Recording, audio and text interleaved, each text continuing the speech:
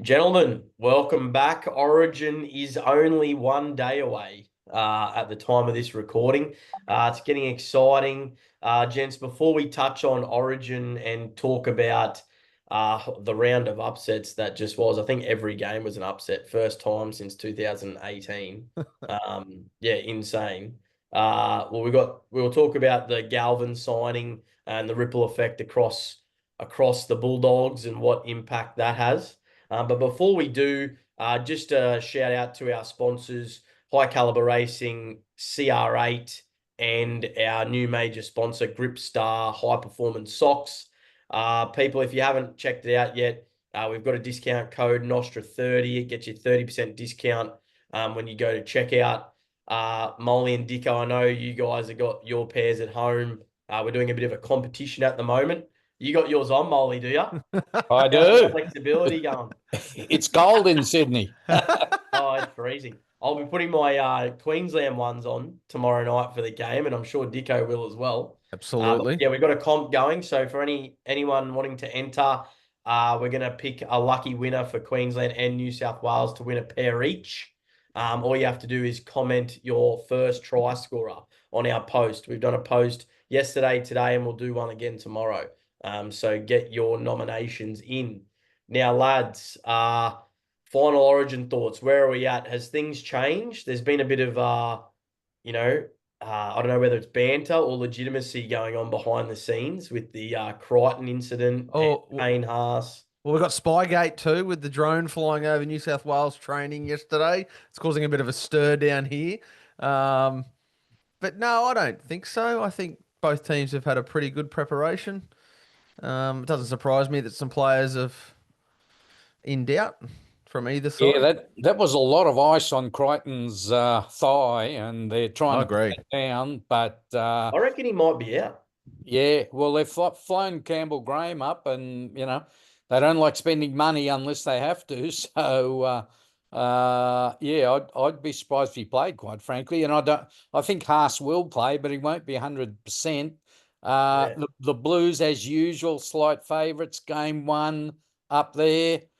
I'm going to be tipping them, but I've tipped them so many times in this situation, and they've let me down. So it will be interesting. I think New South Wales have.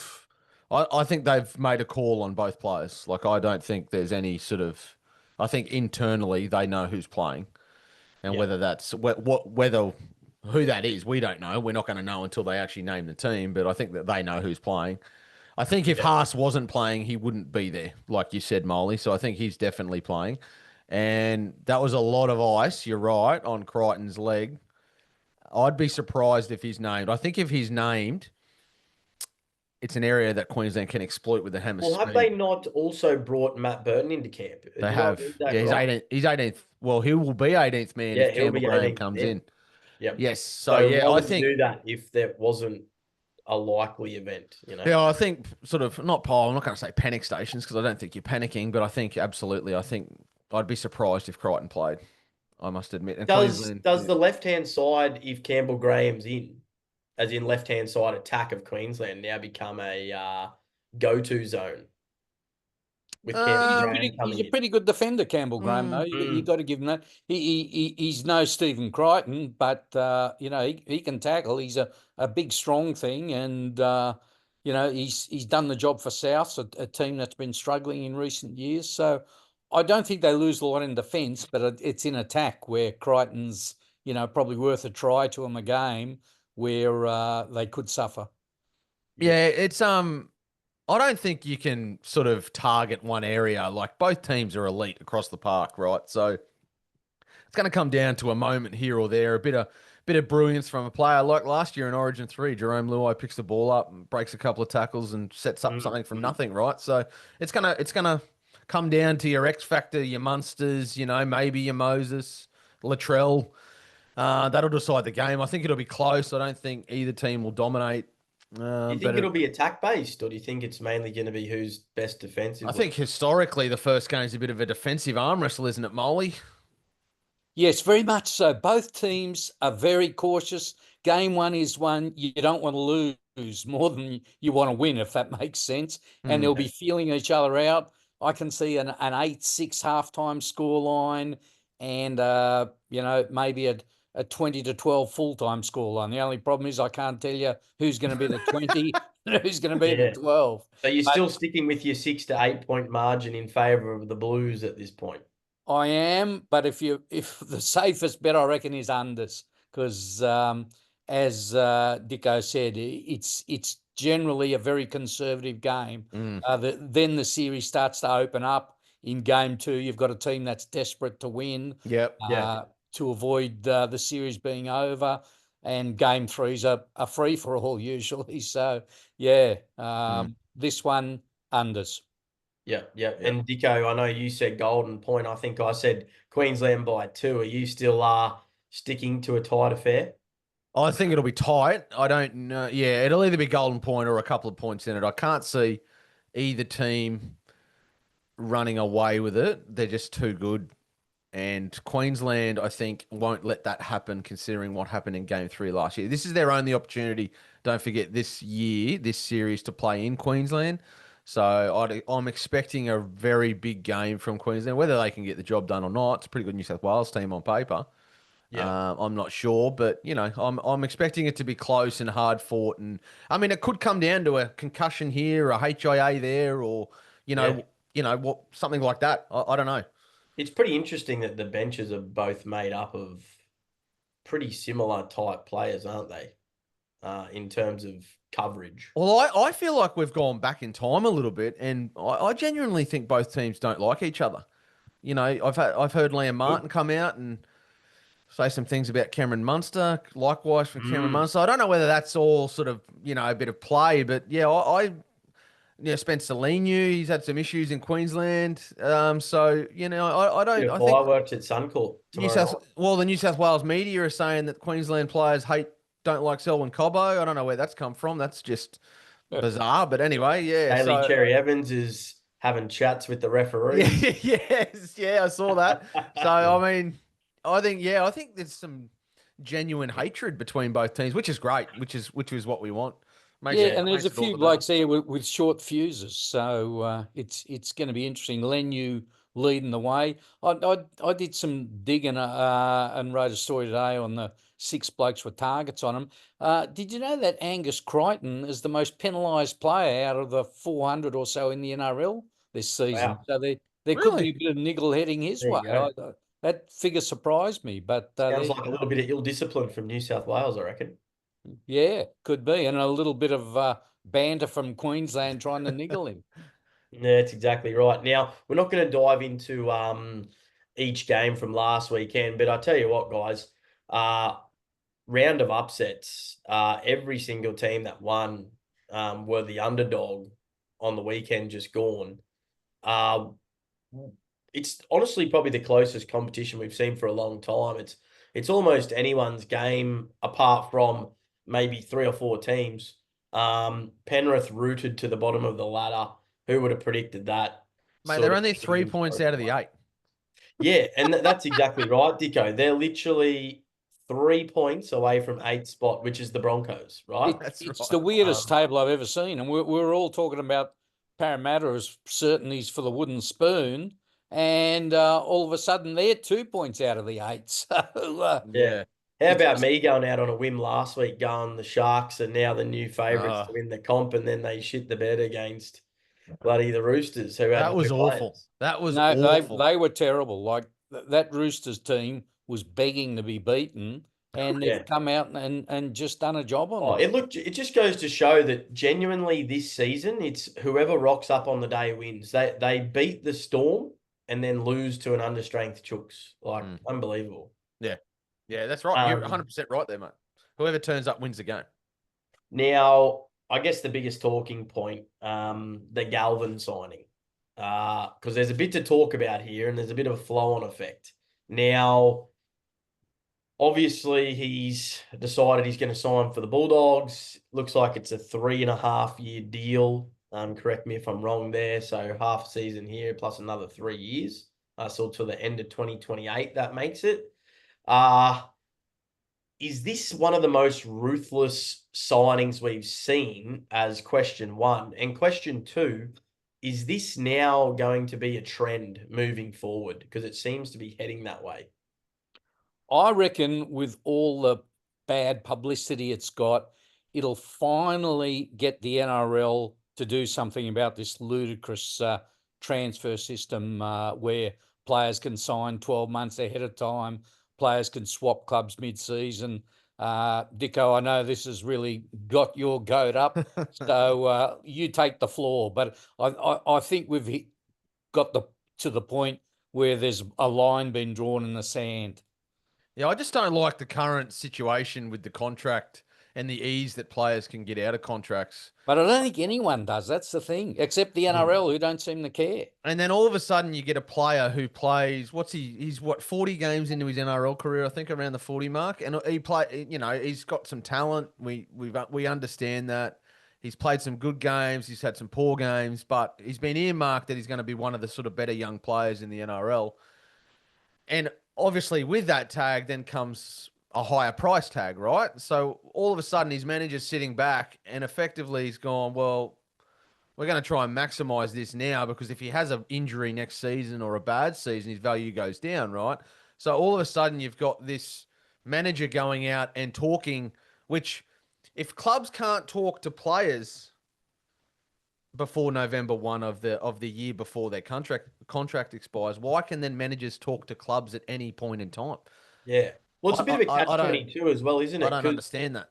Like Lachlan Galvin, you're right. He's played 31 games. That's it. 31 games.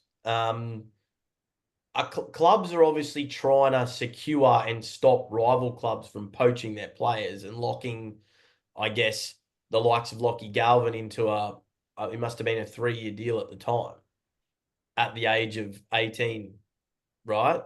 Is that almost too long of a contract to give a young player? Because it's a bit of a catch-22. You're trying to protect at that point in time, he was probably only worth the 250, 300 or whatever he's on now.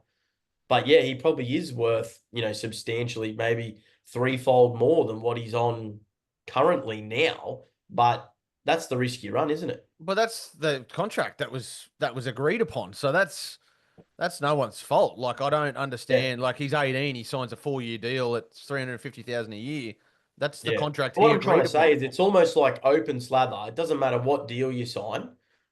It's if your player's increased in value, you just push for a movement out of the club or get a, increase in salary. Which is okay if there's some personal issues at that club. So like there's some, we've seen Dylan Walker move clubs mid-season already because some personal issues and had to come home. We've seen Fanil Blake get out of a contract because of that issue as well. I don't have an issue with that under the right circumstance. What I have an issue is then that contract is then renegotiated, and then he effectively next year, instead of playing for 350, he's playing for 750. So he's got a completely new contract with the Bulldogs. What I'm saying is, if the player gets out of a contract, that club he's going to should effectively have to honour the existing contract, and then from the end of that existing contract, then they can then renegotiate a new one. So it's not. It shouldn't be. Oh, hang on a sec. He signed to the Tigers to the end of next year on 350, but because he's leaving now, let's renegotiate the whole thing. We'll pay him 750 because we've got that in the cap. That's all. That to me is contract tampering. I feel like I don't think that should be allowed by the NRL. Like I think that's frustrating. The only positive out of the signing was it actually proved that Lachlan Galvin wasn't moving for money. Otherwise, he would have stayed at the Tigers. Fair point, but it still doesn't help Tigers fans who have seen their club develop this young kid. The Tigers have been battlers for 3 years. If I'm a Tigers fan, I am really disappointed. So does the NRL need to bring in a reward then for developing these younger players? Well, I think they just need to bring in a rule against tampering and talking to players. I've got a mate in the USA who covers NFL, and I told him about this situation. He could not believe it. And I'm sure if we spoke to someone in the Premier League in England, and we're now talking the 2 biggest leagues in the world, they would be stunned that players are allowed to do this. They have transfer periods and clubs stick to them. Now, we all know that managers and clubs will do sneaky business outside transfer time, but at least it sets a ground rule where we don't have this crazy Lachlan Galvin situation or players signing 2 years down the track with rival clubs. I mean, how do you tell your young kid who's a Tigers fan over the last month, oh, Lockie's playing for us, but in a few weeks he's going to be gone? You know, it just goes against the whole principles of sport, of following a club, of loyalty, and it's just wrong. And I can't believe the NRL is for years just stood by and let this happen. Well, they've got to get fair dinkum about it. I'll tell you a story, right? I'm a bit of an NBA fan. I follow the Lakers, and when LeBron James was being sort of talked about to come to the Lakers, he's under contract at the Cavaliers at the time, right? Magic Johnson, who was head of the basketball operations at the Lakers, went on a talk show in the US. They asked him about LeBron, and he spoke about LeBron's contract situation. He got fined $1.5 million for contract tampering just because he made one comment on it, right? So this is what I'm saying about the NRL shouldn't allow managers and general manager of football and or coaches to be talking to players that aren't off contract or before November 1. You cannot tell me that Galvin's manager, and is that Sam Ayub or who's his manager? Isaac Moses. Isaac Moses. You cannot tell me that Isaac Moses has not had a conversation with Cameron Ciraldo and or a person at the Bulldogs about the contract situation of Lachlan Galvin. And well, I actually loved how on 100% footy last night, I don't know if you guys saw it, but Michael Shemus went after Gould, and I loved it. Oh, well, I know Moley knows Gus, and I thought on that show, Gus was completely full of shit. I listened to him when he shut down the Galvin stuff, and he said he effectively contradicted himself last night to what he said, and Shemus called him out about it, and I loved it. Because you cannot tell me that Gus hasn't spoken to Galvin in the last 6 weeks, 6 months, really. There hasn't been a conversation there. Words, he says, I haven't met him yet. You can't tell me there hasn't been a conversation between them. Oh, I'm sorry. And this is the problem. He's under contract. It was good television, I'll certainly say that. Unbelievable. And the whole situation is complicated by the fact that Gus and Isaac Moses don't get on, don't speak. So I reckon there has been conversations, but they would have been with Cameron Ciraldo, with the chairman of the Bulldogs, Adam Druisi. I think Gus would have stayed out of this because he knew that, and he didn't want to be involved because he wants nothing to do with Moses. He might have been pulling the strings. But, let's say it was good television and leave it at that. That's right. Well, by all reports, he's going there. So let's sort of talk about the Bulldogs are first, all right? They're first. Mm. Is it a good signing? I think it is because as much as Toby Sexton has done for the club and has played well, I don't think he's a premiership winning halfback. No disrespect to him. If you line the halfbacks up 1 to 17, he'd probably come in at 8, 9 or 10. And to win a comp, I think you've got to have one of the top half dozen halfbacks. Now, I don't think Lachlan Galvin's quite there either, but he's young and he's got the potential. So, you know, the Bulldogs are playing the long game. They might not win the comp this year. I think Melbourne are looking good, early days, of course. But I can see them winning the comp next year. So, Molly, I'm going to sort of poke that a little bit and get your thoughts on, does this have the potential to derail the Bulldogs this season? Well, you can bet that Sexton's not going to be too happy. Reid Marnie is supposedly on the move too. So there's half your spine not happy. So, yeah, there's a definite chance that things will be a little bit tense at Belmore. Well, and also playing with the player's psyche. Like, deep down, these two guys know they're not wanted, and it's got to affect you. Well, I heard this morning on radio that there's about 7 clubs that this could have implications on, right? In terms of this Galvin situation, not directly, but sort of indirectly. You know, Marnie's now linked with the Cowboys. Sexton may be back to the Titans. You know, all this sort of situation. DCE to the Roosters. Then you've got Parramatta missed out on Galvin. So do they look at Sandon Smith, who's now on the outer at the Roosters? So there's about 7 clubs involved in this situation, right? Either directly or indirectly. So I think it has major implications in terms of derailing the Bulldogs this season. I think if I'm Toby Sexton, I'm absolutely filthy with this situation. I'm filthy. I don't think he played well the last 2 weeks, I must admit, but he has led them. He's the halfback, right? So he's led them to their first. So if I'm him, and if I'm Connor Tracy, because let's face it, they haven't bought Galvin to play anywhere but 6 or 7. All right? Which then means, okay, Matt Burton's going to be in your in your starting 13 somewhere. So where does he go? All right? Which then means, okay, if you move Burton to the centres, what do you then do with Stephen Crichton? Because I don't think Bronson Cherry's a winger. So he should be a centre. All right? So then that goes, do you move one of them back to fullback? Which then Connor Tracy's sitting there going, well, hang on. I'm running for nearly 300 metres a game. I'm doing my job. What's going on here? So I think it has major implications for players' psyche, as you said, Molly, their mentality. You know, are they going to buy into this? It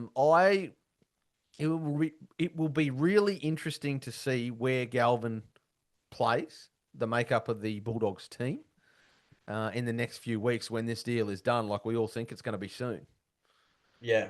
No, look, and I agree with you, Dicko. I genuinely want to dive a little bit deeper into the Sexton and Marnie situation because from my own personal perspective, yep, Marnie's been touted as a bit of a grub here and there and, you know, can ruffle feathers. But I would hands down say that if he isn't part of the Bulldogs aren't first. He is one of the main reasons and a player that, in my opinion, would love to play with and hate to play against. And he gets under the skin of the opposition. And you need one of those players in your team, as far as I'm concerned, if you want to win a premiership. Have a look at all the premiership winning sides. They've always got a player that gets under the skin of the opposition in some way, shape, or form. Cameron Munster as an example at the Storm. Jerome Luai when he was at Penrith. You know, Reid Marnie almost single-handedly is the one that almost stops momentum from ruffling feathers, or I guess accelerates the momentum when someone puts on a big hit and, you know, or equally that gives away a penalty. And you saw that on the weekend. And I don't know whether it's, from all reports, it seems like the Bulldogs aren't too impressed with him. But, mate, if I'm the Bulldogs coaching staff, I'd be wanting to keep him around. Well, I would too. I don't know what you think, Molly, but I definitely would want to keep Reid Marnie. He's been in Origin camp, so I don't understand why they want to get rid of him. Yeah, he's a good player and he ruffles feathers, as you guys have said, and he puts players off their game. One thing that counts against him, he's on very good money. And, you know, all of a sudden money becomes a bit of an issue because the Dogs have had to shell out a fair bit for Galvin, not as much as the Tigers are willing to, admittedly. But they've got to juggle their salary cap. And well, the obvious player they're talking about is Bailey Hayward to take over, right? Now, he looks like the nicest bloke going around. Is he the guy that you want to have in your starting lineup as hooker? He might be a nice guy and a good player, but is he going to win your premiership? Well, he's certainly a handy player, and he's a player on the rise. Very different to Marnie, as you say. He's played dummy half a few times, and you know, he gets in there. He does his job. You know, I don't think you necessarily have to be a bit of a rat to get the job done. Well, here's this. How's this one? I would go as far as to say that Stephen Crichton's been more of a rat bag than Reid Marnie this season. I haven't watched enough of the Dogs games. He's the leader of the pack, but I can tell you, he's all up in everyone's grill all day, every day. Oh, that's a typical Panthers junior, mate. Seriously. But this is my point, right? So if they've got a gripe with Reid Marnie and what he's doing, hey, have a look in the mirror. Your captain's the one leading the charge here. But that's not a bad thing. I think it's good. That's the reason why they're first. I feel like it's all mongrel. Well, I feel like this is all just purely that he's become available, Galvin, and the Bulldogs have gone, he's one of the best young players. Let's try and buy him. And then whatever the ramifications are after the fact, we'll just worry about it then. Because what have they picked? What have they signed him to play, Molly? Halfback, 5'8"? What? I don't know. Have they signed him to play halfback? I don't think he's a halfback. Well, it's interesting you say that because I speak regularly to Tim Sheens, as you guys probably know. He's the one who spotted him. He told me about him 3-4 years ago when he was 15. He said, watch this kid. He said he's playing a halfback, but he's not a halfback. As you say, he reckons he'll develop into a lock, an Isaiah Yeo type lock. And when you look at them, frames probably fairly similar. Certainly give Galvin a couple of years in the gym, and he will be another Yeo, ball playing lock. So there you go.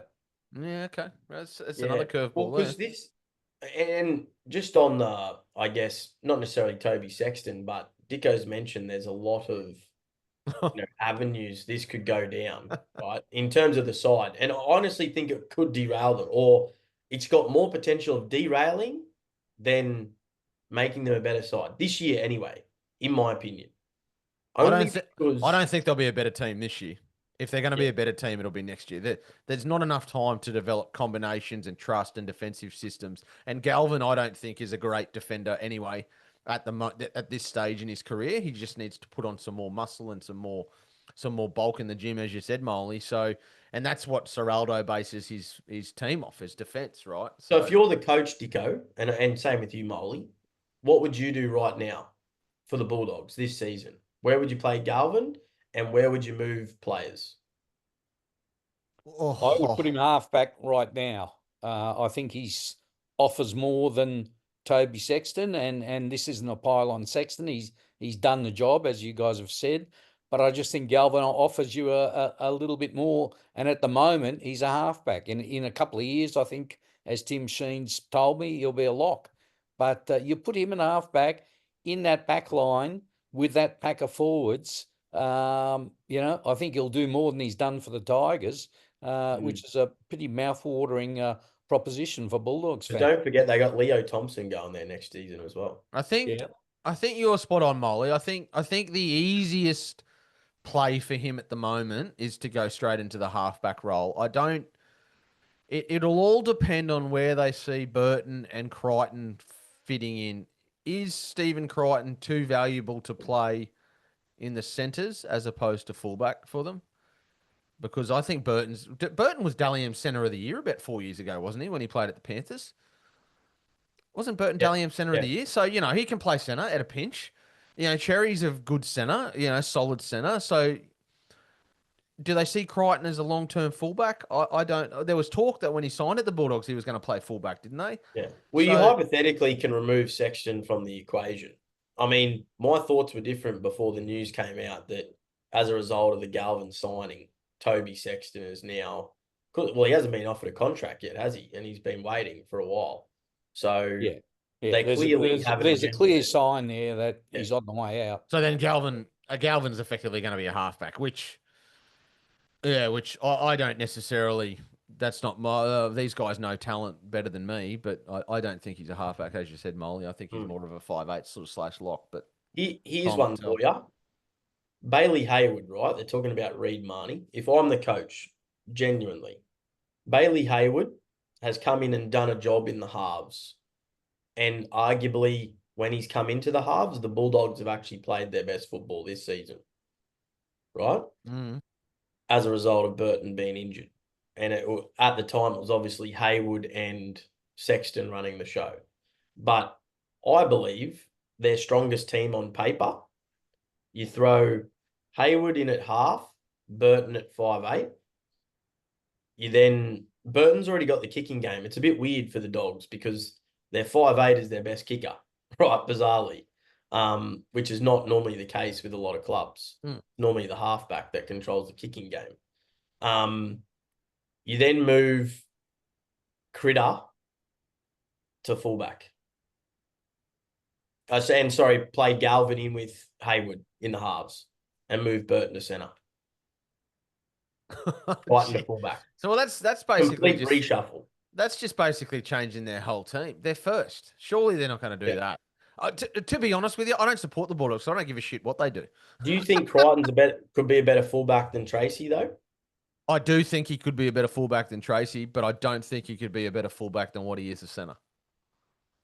Mm. So I think he is too valuable to the Bulldogs at centre than what he would be at fullback. That's just me personally. Yeah. It is a tough one, guys, but it's big time. also a very handy position to be in.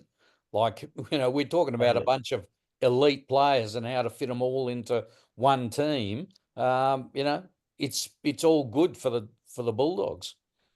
Very Just do you think, Moley, and I just want to get back to this Gus situation. Is there now, does the NRL need to step in? Is there now a conflict of interest between him being the general manager of football at the Bulldogs and his requirements for Channel 9, do you think? I think it's borderline, but I also think Gus is too powerful and too smart for him. He's sort of untouchable. Him and Volandis are the two most outspoken, probably two most powerful men in the game. Whether they go head to head, I don't know, or whether they coexist, which I think they're both smart enough to know is the best way for things to pan out. So I think it'll happen that way. Maybe they'll put a few restrictions on him, what he can say, what he can't say. But he basically brings the game publicity, and that's what the game needs, and Volandis loves. So I just think the game's treading down a very sort of narrow line in terms of allowing him to do both. And in a way, without doing it, but inadvertently doing it, he publicly courted Lachlan Galvin to the Bulldogs, didn't he? Realistically, without doing it necessarily, like speaking about it directly. He sort of did it indirectly, didn't he? He talked him up, yeah, that's for sure. And Galvin would have heard that and would have pumped up his tyres and thought, Gus seems a nice fella. I just think it's maybe, you're right, he's too powerful, so I don't think anything's going to happen, but I just think the NRL maybe need to just sort of just tread a little carefully with that situation, because the last thing you want is any tampering from a member of the, well, he is the member of the media and the member of the Bulldogs, right? So I just think it's a situation that could get out of control if we don't sort of have a level of sort of, an area where they sort of can occupy in. But yeah, just wrapping this stuff up, where do we think players are going to land? So, Molly, do you have any ideas where Marnie, Sexton, these guys are going to land? I reckon Marnie's a good fit for the Cowboys with Robson going. And I think you nailed Sexton. I think he'll be back at the Titans. You reckon back at the Titans? Okay. Well, they need a halfback. Kieran Foran's getting to the end, and the other guys they've been using there just haven't been up to it. They've been struggling. The Knights have got about 6 halfbacks, but they want to get rid of about 5 of them. So I guess they'd certainly look at him as well. So who does Parramatta now chase, do we think, gents? Oh, that's a good question. Do they go Sandon Smith, provided DCE's? Moley, DCE's going to the Roosters, isn't he? Pretty much a done deal there? It's done. Yeah, I don't know why he's playing games, but it's done. Okay. He will be there. So the Roosters have all of a sudden got 4 halfbacks when you look at Hugo Savala and the game he played. And it wouldn't surprise me if Sandon Smith stays and Savala goes, contracts being what they are. And Savala will be in demand. He's a good young kid. He's got a great kicking game. He was absolutely on fire last weekend. So, he'd be the sort of player maybe the Eels look at, maybe the Titans look at. There's plenty of clubs need a good halfback. Yeah, so we think that maybe the Eels get the pickings of maybe a Sandon Smith or a Savala from the Roosters, provided that DCE, that contract and that announcement is imminent, you say. So we think that Eels might sort of open slather on those two, do we? I think so, and they'll have some money to spend, and they're basically a good club and playing alongside Mitchell Moses. They offer a lot to a young halfback. Is there a world Reid Marnie goes back to the Eels, do you think? Possibly, yeah. It could be. Okay. Don't forget the Cowboys need a halfback as well. They need a halfback and a hooker, mate. Yeah. No, they got Jackson Purdue playing 5'8" and Tommy Dearden halfback. I don't mind that. Give it time. Yeah. I don't mind that. We'll see. I don't mind that. plenty of water to go under the bridge. Now let's finish off with a preview. Now I don't really like, and I know that you guys don't like doing a preview when there's all these Origin outings, coming up, particularly considering last week's performance with all the upsets. Well, I think we're just going to have to assume that all Origin players back up and they escape injury. So my analysis will be based on all Origin players back up.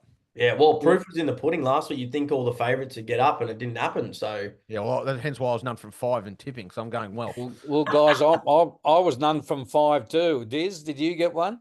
I got 2. I actually nearly got 3. I changed my tip from the Knights to the Panthers pre-kickoff, but yeah, I ended up getting 2. I went the Raiders, and I also went the Dolphins. I was pretty confident. I thought you were going the Dolphins, Molly. I did go the Dolphins, but when I put my tips in, I went the doggies. Don't know why, but I made money on the Dolphins, so I think that counts more than anything. Yes, silver lining. All right, well, Friday night footy, Dragons versus the Knights, guys. I'm going to assume blockbuster, absolute blockbuster. Doesn't back up here. Yeah, I don't think he'll play. But yeah, up. Okay. Oh, geez, are they a better side with Sharp at fullback? I posed exactly that question in my column on Monday. I mean, his game at fullback was the best game by a Knights fullback this year, and we're up to round 12. So what does that tell you? Yeah, exactly right. Well, I got something here. I feel like the Knights rely too much on the ball playing of Kalen Ponga as opposed to the running game of Kalen Ponga. Fletcher Sharp is a running fullback, not a ball playing fullback. And I feel like for Kalen, he needs to go back to run first, worry about ball playing second, is what I feel. The problem with Kalen Ponga and potentially switching him back to 6 is defensively he's going to get caught out. So they can't switch him back to 6, mate. And Sharp's actually been all right in the 6 defensively. Yeah. So what do you just basically make Kalen Ponga play fullback, but in attack play like a 6, and play Sharp in defense at a 6, and in attack play him like a fullback? Well, you could do that. It's only, yeah, you could do that. Yeah. Absolutely, you could do that. Now, guys, when you talk about Ponga and his ball playing, I've done my homework again. He has more handling errors than any of the 400 players in the NRL this season. So again, what does that show you? He's the new Reece Walsh. He's exactly. He's clearly down on confidence, clearly making a lot of mistakes with the ball, and his team's suffering. So do you put him the 5/8 where he's going to see even more ball? Yeah, well, good question. So who are we locking in? I'm going to take the Dragons. Dragons at home for me. Yeah, only because of the home, I'm going Dragons as well. Yeah, make it 3. Now, Titans versus the Storm. It's going to be interesting to see how many players back up here. I think if they do back up, I think everyone's leaning towards the Storm in this one. Would we correct here, or can we see? I think all the Storm players back up. I reckon Harry Grant would be probably 50-50. He may start on the bench as opposed to they've got Tyron Wishart there. Don't forget Tino as well. Bronson Garlick. Yeah, I think Tino backs up. I think the Storm by a lot. Yeah, same here. Pappenhausen, 20 points on his own. I reckon Storm win either way, even if they back up or don't back up. Oh, the Storm, yeah, and convincingly either way, whether they do or don't. Yep, Storm easily. That's one easy game. Cowboys versus the Tigers. It's up at Townsville, and we know how good the draw's been to the Cowboys. It's a shame their ladder perspective doesn't sort of correspond there, but they are a team on the up compared to how they started the season. Are the Tigers, are they ruffled? Are they ruffled right now? So if the Galvin signing is not done by 4 p.m., does he get named this week? I don't think Benji will name him. We'll find out this afternoon. But I think the blood is so bad at the moment that he won't even get named for the Magpies in New South Wales Cup. He'll be sitting on his ass this weekend. Okay, all right. So in light of that, I'll tip Cowboys. Cowboys very tough to beat at home. I think the Cowboys will win this one, and I think, do you know what? I actually think they'll win this one comfortably. I reckon. Yeah, I agree with what you said a minute ago. I think Tigers are pretty ruffled. There's question marks about Buller. There's question marks about De Silva, their long-term futures. Isaac Moses is there in the background pulling strings. I think they're a mess. And I think, they're mid-table, but that's only 1 or 2 points off last spot. So I think they could be in danger of a fourth wooden spoon the way things are going. So Cowboys fairly easily. Yep. Likewise. Now, Seagulls versus the Broncos. I heard a rumor they haven't played at Four Pines Park for 5 long time. Manly generally have their home game at Suncorp. Yeah. Now, weirdly, the Broncos, they've only got Payne and Carrigan out. Is that right? In Origin, Jesse Arthurs is in the squad but won't play. Yep. Yeah. Normally it's sort of like 6 or 7 players, so this is a little bit different. Yeah. Can the Broncos pull off a win here? Oh, well, I'm looking at this right now. I can't believe the Seagulls are $1.68 favourites to Brisbane's $2.19. I think it's a lot closer than that. I think this game, this is a must-win for both teams. Both teams have to win this game. They lose this game, and I almost think you can put a line through them through either team for the top 8. They're going top 8. Jesus. Yeah, they're going that poorly both sides. If they lose this game, it's 8th versus 9th, mate. So this, it should be the winner of this solidifies himself in the 8. The loser drops down further. Let's say Penrith win this weekend. They were only 1 point behind. Yeah, from last. So, Brisbane. What concerns me is if Payne Haas doesn't play, which I don't think he will. That concerns me a lot, considering that him and Carrigan pretty much are the only forwards that stick their hands up. DCE will definitely back up for the Seagulls. He always does, provided he's not injured. Oh, this is tough for me. I'm not sure. What do you think, Molly? The Brookvale factor, you can't dismiss it, and it'll be a full house. There's no doubt, and there'll probably be 3 Broncos fans. So, the referee will just, out of human nature, look at the Broncos a lot more carefully than he will at Manly. Put it that way. And with that in mind, I think Manly, as bad as they've been of late, might just get there. Well, I'm gonna tip Brisbane purely because I go for the Broncos, so I'm gonna tip the Broncos. you deep down, you'll change your tip to Manly. I can see it happening. You'll change your tip to Manly, Dicko. Yeah, you will. No, I'll go the Bronx. If Payne Haas is ruled out, you'll change it. No comment. Lock in the Seagulls. Look, this one's a cracker. Rabbitohs versus the Warriors, and I didn't think I'd ever say those words. That the Rabbitohs versus the Warriors would be a cracking game.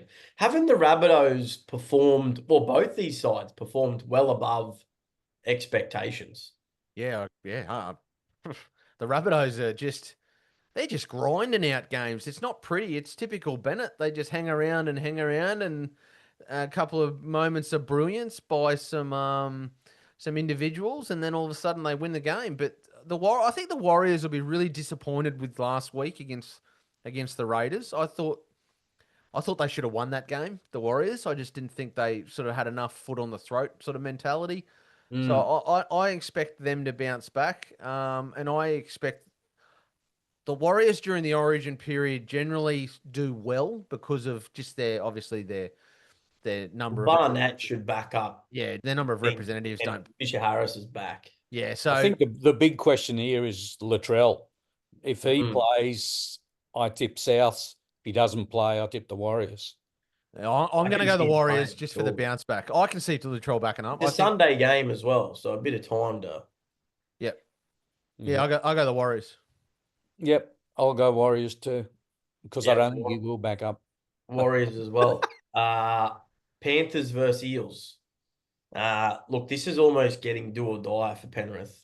It's really bad. We have been saying that for the last 6 weeks, though. They keep losing, and they're still 3 points out of the 8. So, guys, I think we've got to change our whole mentality of do or die games, because this season you can keep losing and still be close. Yeah. Yeah. The number of upsets we've had, as we had every game last week. I mean, you look. I've never seen a table like the table we got this year. I mean, to be fair, I think round 15 and 18, Penrith are on a bye, so there's 4 points. Yeah, well, then they're in the 8 with those two. Well, Yeah, Molly, if the Panthers lose this game, can they win the comp? Well, we keep saying every week they can't win the comp if they lose this game, and they keep losing these games, but they're still only 2 wins out of the 8. And you throw in those 2 buys, and there's 4 points. I know everyone gets buys, but you know, they're still a hope. And if they come 8th, they're good enough to do damage. So, I'm prepared to call it and go out on a limb, and I know he is gonna keep me to this, and I'm gonna cop an absolute spray if it happens. I don't think they can win the comp if they lose this game. I think they can potentially play in the finals, but I think top 4 and premiership is gone if they lose this game to the Parramatta. And it's a hard one to tip because, Cleary's been playing wounded. I don't know if he can play 2 games in 4 or 5 days. Yo, will he back up? So it's a tough one. I liked the Eels last week. I thought they were brilliant last week. I thought they had a fantastic. Yeah, so I'm actually going to tip the Eels in this game. This is a home game for Parramatta. If Lomax and Moses both back up, it's very tempting, isn't it? Where is it, at Para? Yeah, it's at CommBank. It's just Penrith don't have any home games, mate, all year. Mate, you've won 4 premierships. All year. Play the violin. Stitch up. Look, in all due respect, I'm still a little bit baffled that 5 Penrith players are in the New South Wales team. That's baffling to me. That the team coming last has the most players. I know they've won 4 comps in a row, but seriously, even when they were playing this year, they were rubbish. So I don't know. I'm really bullish on Queensland, just by the way. I'm getting more bullish as the kickoff gets nearer. But yeah, look, I agree with you, Dicko. I think Penrith are busted. Like, they are dead set busted. And you saw that against the Knights. The Knights are a team down on confidence last week, and they just drilled Penrith. And it was 24-0, wasn't it? They were down 24-0. Yeah, and it could have been more. Dylan Lucas dropped the ball over the line. It should have been 30-0 at halftime. Yeah. We had a sin bin, and we couldn't have played any worse. But the reality is, in seasons gone by, those younger players would have stepped up and delivered a performance.